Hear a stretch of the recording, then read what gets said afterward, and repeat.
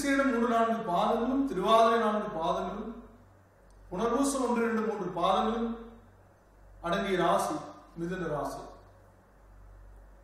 இந்த ராசிக்கு கிரகங்களுடைய போக்கு இந்த வாரத்தில் எப்படி இருக்கும்?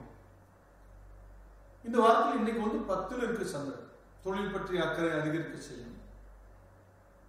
அதுக்காக இன்னைக்கு வெளியூர்லாம் போவீங்க, தொழிலுக்காக இடம் ஏதாவது பார்க்க போவீங்க, அல்லது பில்டிங் சம்பந்தமான வேலைகள் நீங்களும் சேர்ந்து இறங்கி செய்வீங்க. அதுக்கான பணம் தேட போவீங்க, மிஷினரிஸ் பார்க்கறதுக்காக வெளிநாடுக்காக போகலாம், அல்லது தொழில் பற்றிய நிலையில முக்கிய ஒப்பந்தங்கள் கையெழுத்துறதுக்கான வேலைகள் இறங்கலாம், அதற்கான திட்டமிடல் இருக்கலாம்.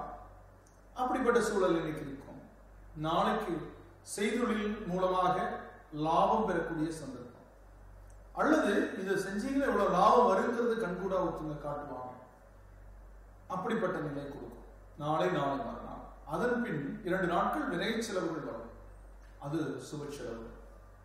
இன்னைக்கு திட்டமிடல் இருக்கும், நாளைக்கு அந்த லாபத்தை பற்றி அறிய நாளைக்கு முடிவு பண்ணுவீங்க. அதுக்கப்புறம் 2 நாட்கள் என்ன பண்ணுவீங்கன்னா விரயம் பண்ணுவீங்க. அப்படின்னு என்ன, பணத்தை கட்டி மிஷினை வாங்குவீங்க. பணம் விரயம் பண்ணாம எப்படிங்க மிஷின் வாங்க முடியும்? அதுக்கப்புறம் அதை நம்ம இடத்துக்கு கொண்டு வந்து சேர்ப்போம். அப்போ நல்ல விஷயம்தான். ஆக இந்த வாரத்தில் நடக்கக்கூடிய எந்த ஒரு விஷயமும் தொழிலுக்கான நல்ல விஷயமாக அமையும். நீங்க ஒரு அரசியல் இருந்தாலும் அதற்கான அடித்தளம், ஒரு கல்வியில் இருந்தாலும் அதற்கான அடித்தளம், ஒரு வேலையில் இருந்தால் கூட அந்த வேலையில உயர் பதவி பெறதுக்கான வேலைகளில் ஈடுபடுவீங்க.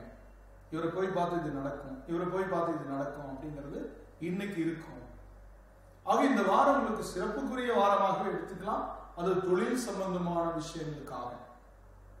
மிருகசீரிட நட்சத்திரக்காரங்க தொழிலை விரிவுபடுத்துவீங்க. அதற்காக வெளியூர் வெளிநாடு கூட போவீங்க, அம்மனை வழிபடுங்க. திருவாதிரை நட்சத்திரத்தில் பிறந்தவங்களுக்கு கலைத்துறையில புதிய வாய்ப்புகள், புதிய ஒப்பந்தங்கள் கையெழுத்தாகும். நீங்க சிவனை வழிபடுங்க.